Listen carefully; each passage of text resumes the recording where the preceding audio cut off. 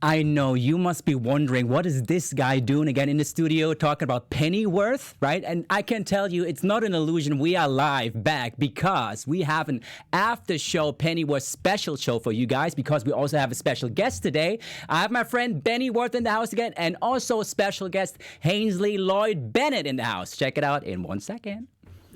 I'm Maria Menounos, and you're tuned in to AfterBuzz TV, the ESPN of TV talk. Now, let the buzz begin. We're back. Oh my God! I can't believe it. We're really back. Long Is that crazy? It's been a while, right? And everyone was asking, like, when we came into the studio, what are you guys doing here, right? So why are you talking about the show? It's not on right now. But as you can see, you know, we have a special guest today in the house, and I'm really glad that you came into the studio. Thank you so much. You're in LA for a couple of days, right? I am, yes. Hainsley Bennett is in the house, ladies and gentlemen. Woo! I mean, everyone knows you, obviously, right? Who was watching the show, of course. You play Baza, one of the lead characters, right? I do.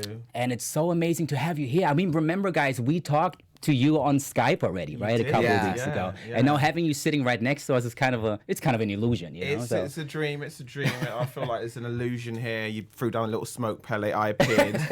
Batman style. Exactly. You know how we do. So we're not just hosts, we are magicians too. Oh my God, we know. But yeah, let's start. Like, how do you feel being in LA right now? I think you told me you've been here before, but it's been a while for you. It's been a while. So this is my third visit to LA. Right. And the last time I was here was probably 5 years ago. Right. Obviously, then I was sort of a bit earlier in my career, so I was trying to get representation, that sort of thing. Yeah. This show has completely changed my visibility to everybody. Right. So this visit has been completely different now. Right. Bit of a shift in power dynamics, but it's been great to be here. I've really enjoyed being back, catching up with friends. So yeah, I'm having a good time. I mean, I can't imagine, because I used to live in the UK, right? Coming to California, having sunshine, it's like, oh, what is that? I know, it's crazy. You guys, I mean, we have seasons in the UK, right? So that's the thing. I mean, they go a bit skew sometimes, but to come somewhere where I know it's going to be sunny every day, it's a bit like a Truman Show experience for me. It's kind of crazy. I'm like, sun again? Sun again? Every morning when you wake up, oh my God, it's sunny. It's sunny bright. again. It's bright outside, right? No crazy. depression, nothing. It's crazy. It's crazy. But I'm enjoying it. No, I'm awesome. loving it, yeah. No, we're going to talk a lot more about that, what you experienced and what you did. right, but first of all, I also wanted to say hi, Cherry. Maybe you can watch us right now. Just want to give a shout out to Cherry, who can't really make it today, unfortunately. But we're thinking of you. And Anais. And Anais, of course. Oh my God, Anais. I hope you're doing well too, right? We love you too. But yeah, moving on. Talking about something, you know, you said already you've been to LA a couple of days ago. You came, you arrived. Yes. So what brought you to LA in the first place? On this visit or the previous visit? This visit This right now. visit. Well, you know, the show, as you guys know, you've been watching every episode. It came out. It's done really well. Yeah. And essentially, it's opened up doors for me as an actor. So, you know, what better way to extend that to get LA American representation, and you know, try and start a takeover essentially.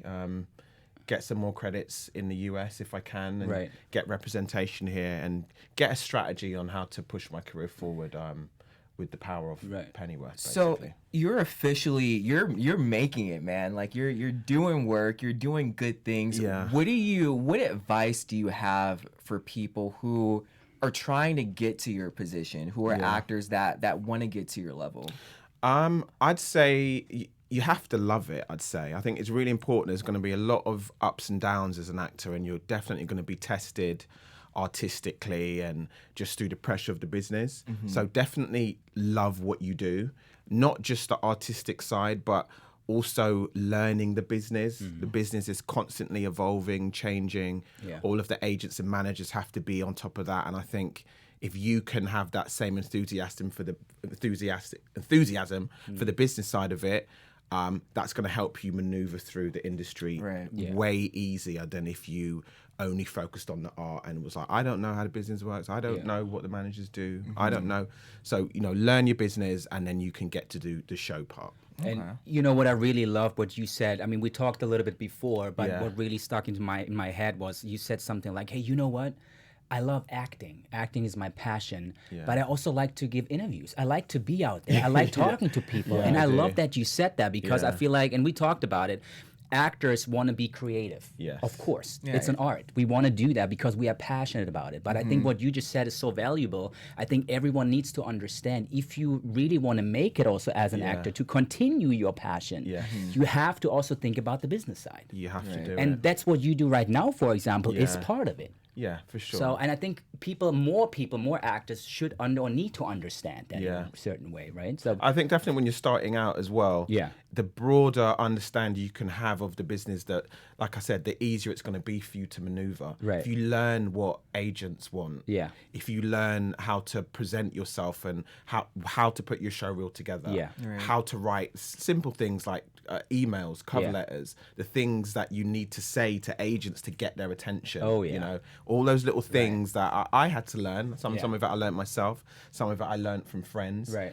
But once you start to learn these things, leveling up is easier. Obviously, you need to have a level of talent and then book the jobs. But in terms of the gatekeepers of the industry, once you know how to converse with these people and what they want, it makes it a lot easier to deliver it to them. And you touched on starting out. Can you kind of just touch on a little bit your journey on how you got to where you are today?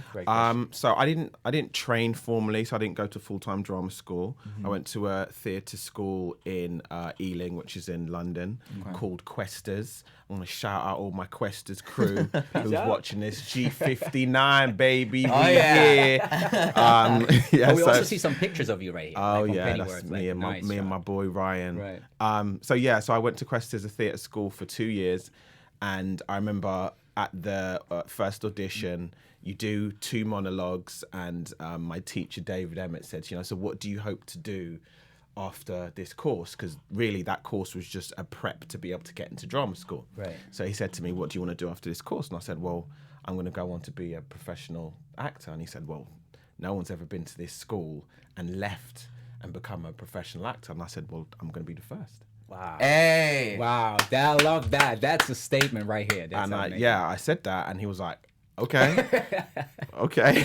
Why not? So, I definitely think I had I'll admit it, I was very confident, but I can see how that energy could have come across a bit cocky. But I was just so passionate and determined about making it that's what propelled me. So I finished Questers, and I got an agent. It wasn't a huge agent at the time. It was just a small boutique agency.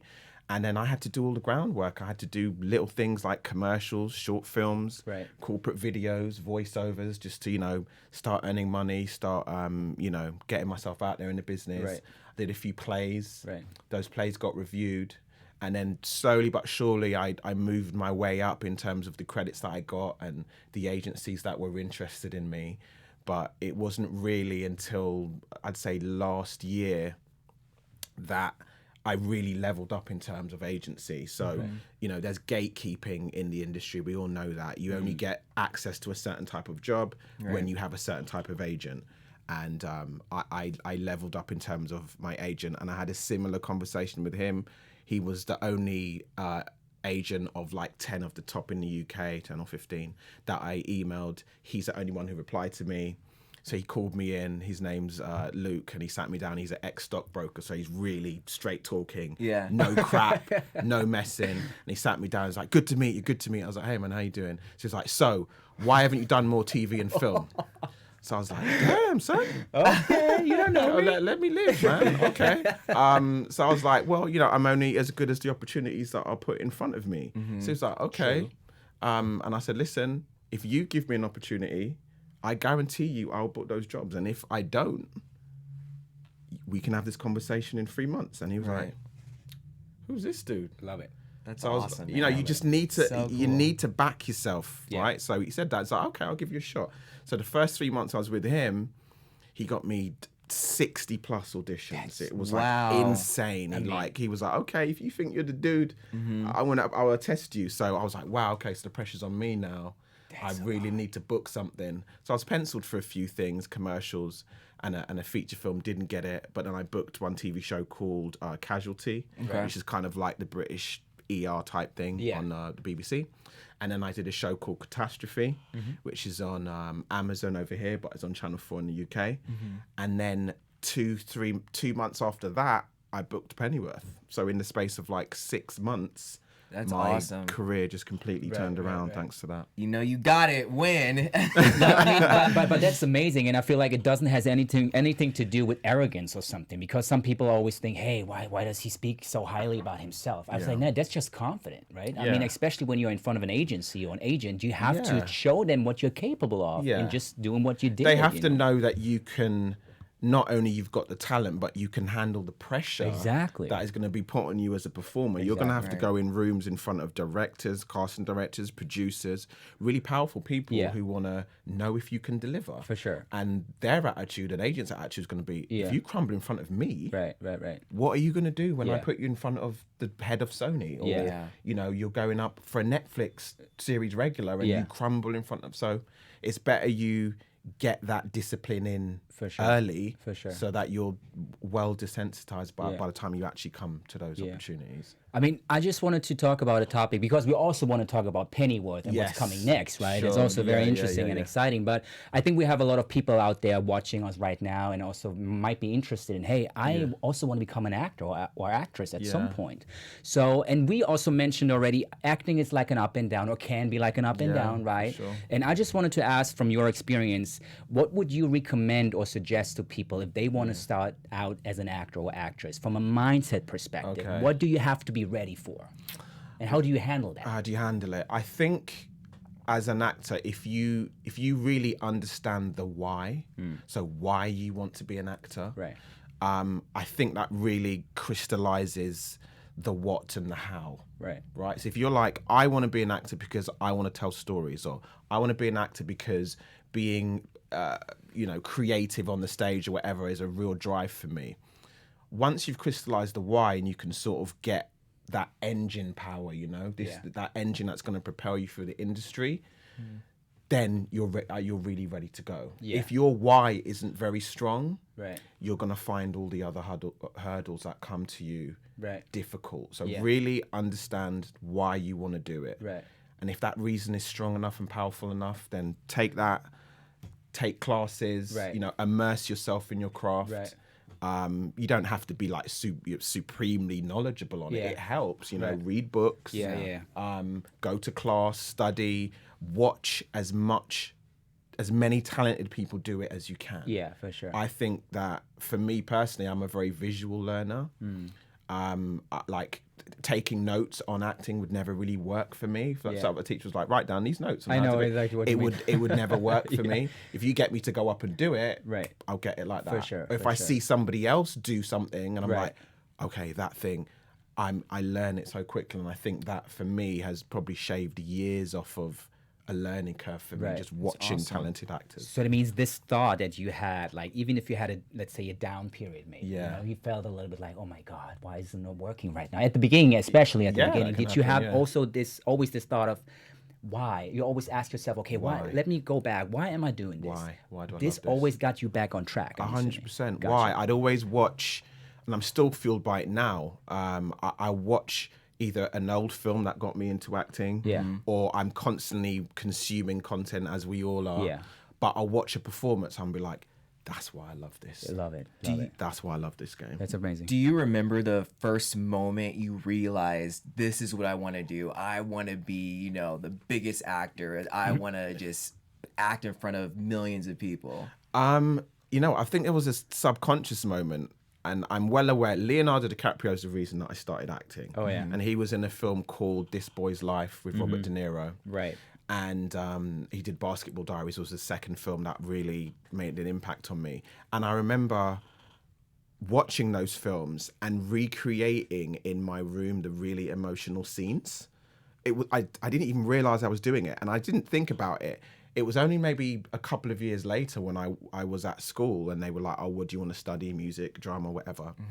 And I did drama, that I remembered that I would copy those scenes. And I was like, something obviously deep in me was drawn to this performance and that level of emotion.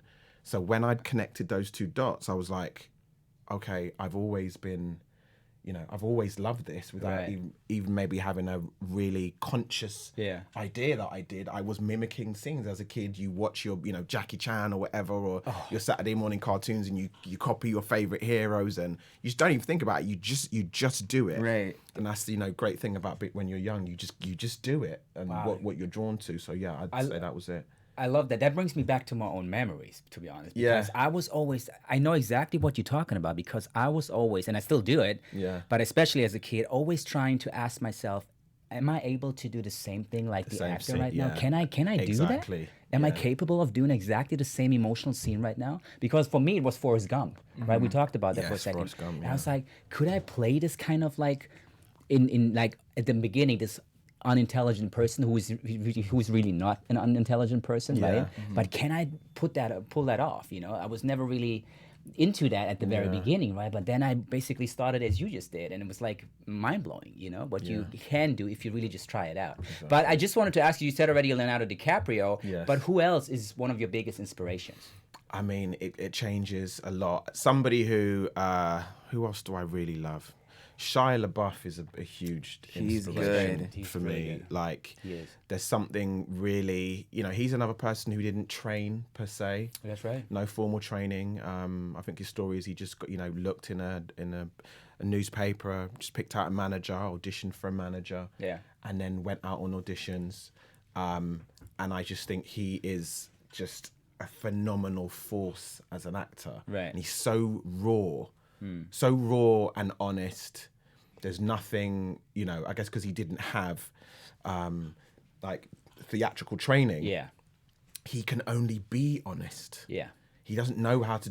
Do you see what I mean? So it's not as if he's been to like theatre school or drama school. And he's like, I'm going to fall back on this technical thing to be able to. It's like, I need to be in it. I love that. And so, you know, he's amazing. Shia LaBeouf is definitely one of my top actors. Right. And I feel like that's so interesting that you say that, because at the end of the day, I feel every actor always has kind of a truth. Yes. Their truth about themselves, right? So they're just not portraying a role. They're always giving a little bit of themselves too, you know? Yeah. And I think, as you say, of course, you should do classes. You go to school and you should do that, obviously. But I think there's always a natural side that also comes into play. Yeah. That's what I believe. I'm not sure how you guys feel about that, but that's part of it, I feel. You know, you have to have this natural thing too. Yeah, there needs to be like an essence and honesty that people read when they watch you on screen. For sure. And they can feel it, you know, even in the moments that you're not doing anything. Yeah. Those are the really powerful actors who you can just put a camera on them and look in their eyes, and you can see this whole swirling world happening. And for me, Shia LaBeouf he's one of those people. I will watch whatever movie he does. So you mentioned Shia LaBeouf is one of your top actors. Who's an actor that you would just love to work with? Who would I love to work with? You know what? I would love to do a scene with somebody like Robert Downey Jr. or oh my God. Leo. Ryan Reynolds.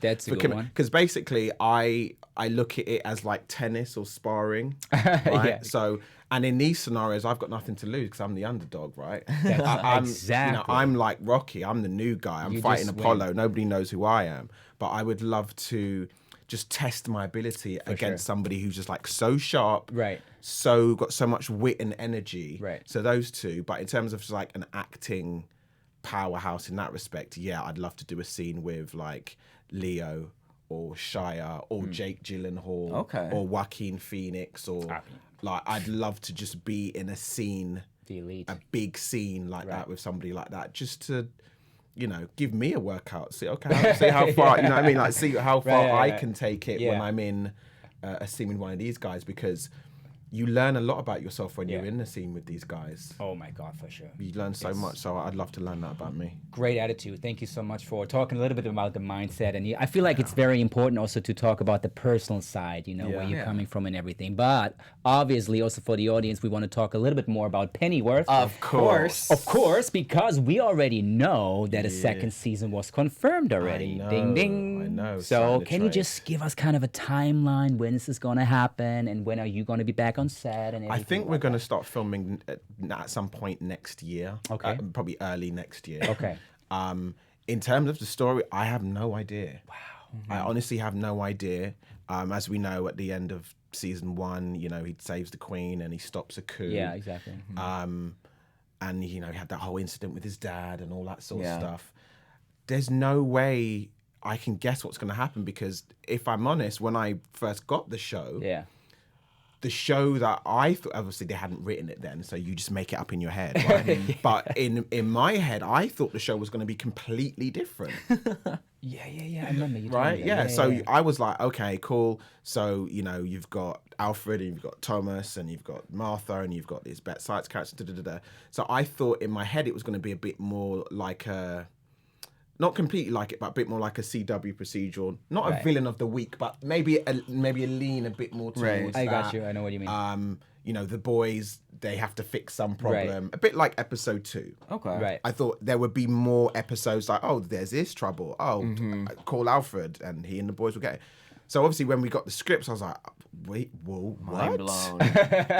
This is happening here and this is doing what? Right, And it took I think for the better though, but it took a completely different narrative turn where it was like, rather than 10 individual episodes, it was one film stretched over 10 episodes. It really was. It was all connected. So with that in mind, I don't have no idea how they're going to do that for the second season. What would you like to see? What happens to your character next season? What would I like to see? I'd like to see more flashbacks. Okay.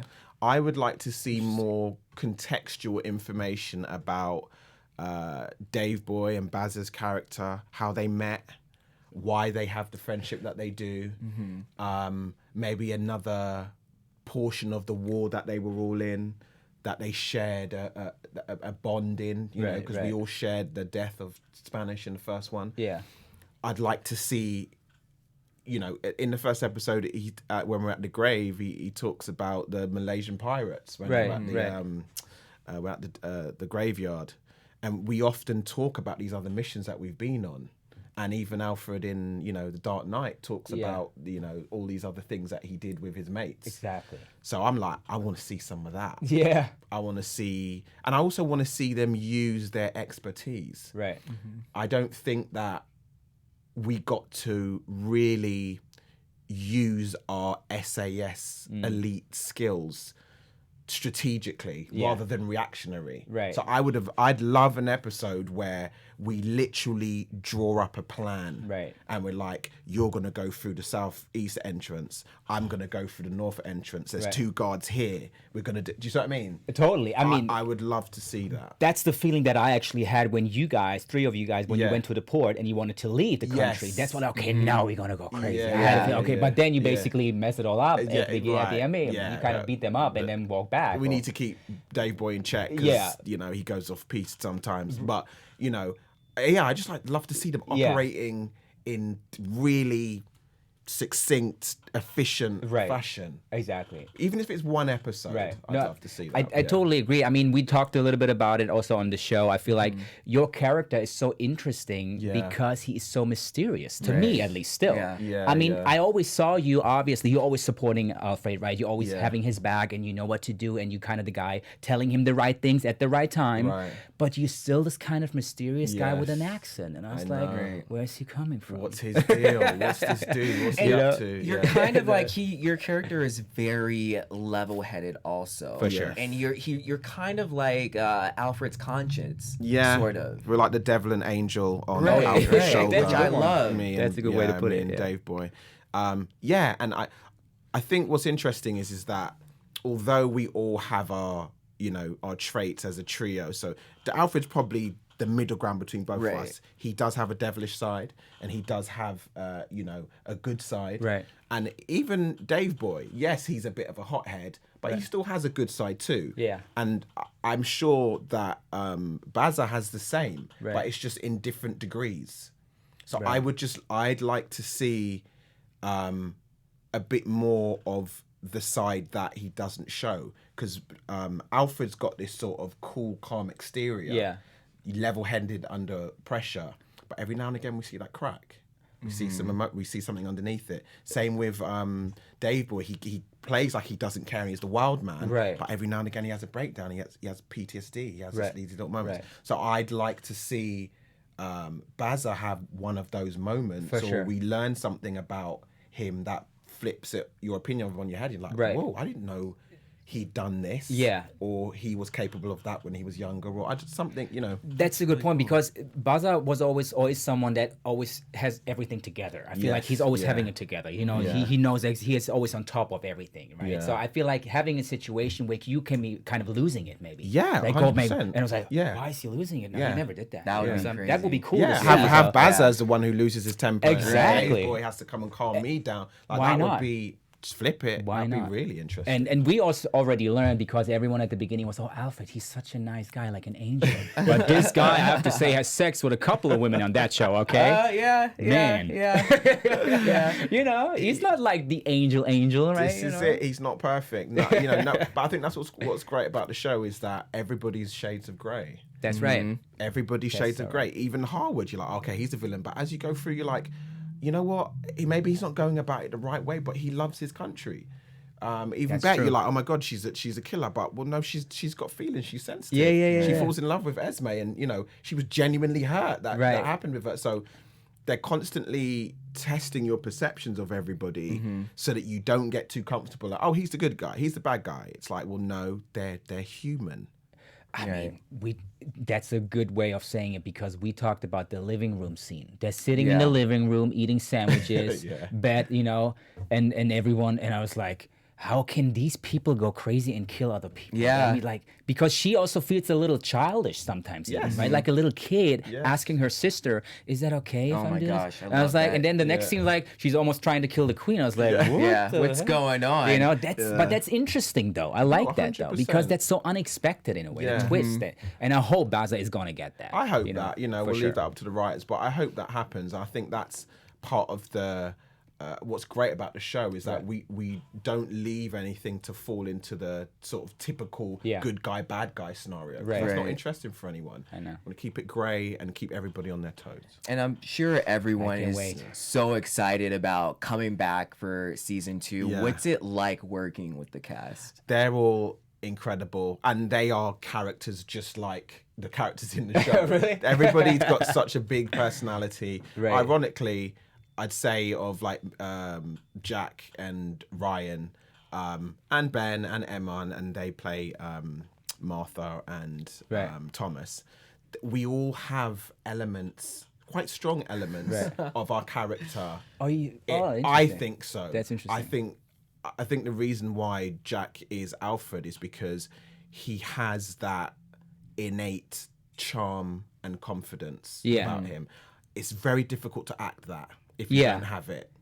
And the same with Ben. He's got this sort of charm, but he's got this nervous energy that comes through in Thomas.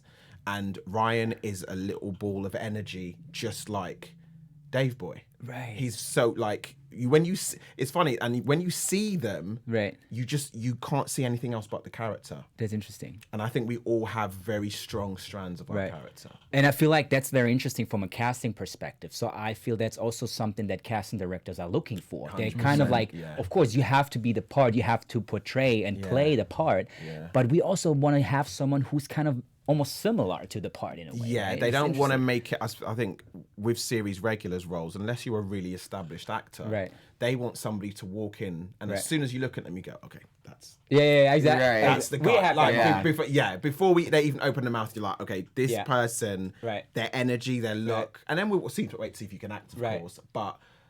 That's what they want. As soon as you see them, because that's what the audience is going to do. Totally. The audience is going to look at the character and the actor and be like, okay, well, clearly, that is the person. Totally. You know what? You know what's so sad? We are already at the end of the show. It went by so fast. I can't even believe it. Was it 45 minutes? An hour? Oh my God. But, time flies when you're having fun. Anyway, thank you so much for coming. Thank you, I really appreciate that. Keep in touch, I'm going to come out to the UK, to Germany, whatever, Hit me up. Cannot wait for season 2. I cannot. Oh my gosh. Keep us updated. Please keep us updated. If you hear anything, let us know. I will do. Right?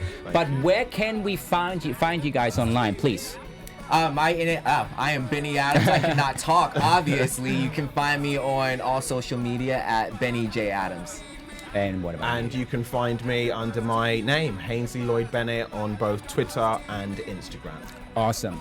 And you can find me too online, obviously, right? Benjamin Schnau, the German guy, Schnau, Schnau, like the dog, as I always say, right? You can find me on Facebook and Instagram at Benjamin Schnau. Thank you so much for watching, guys. If you have any comments, please just let us know on YouTube. We're definitely going to get back to you. And we're going to see you on season 2 of Pennyworth. Bye-bye. Can't wait. See you guys later. Our founder, Keven Undergaro, and me, Maria Menounos, would like to thank you for tuning in to AfterBuzz TV. Remember, we're not just the first, we're the biggest in the world, and we're the only destination for all your favorite TV shows. Whatever you crave, we've got it. So go to AfterBuzzTV.com and check out our lineup. Buzz you later. The views expressed herein are those of the hosts only and do not necessarily reflect the views of AfterBuzz TV or its owners or principals.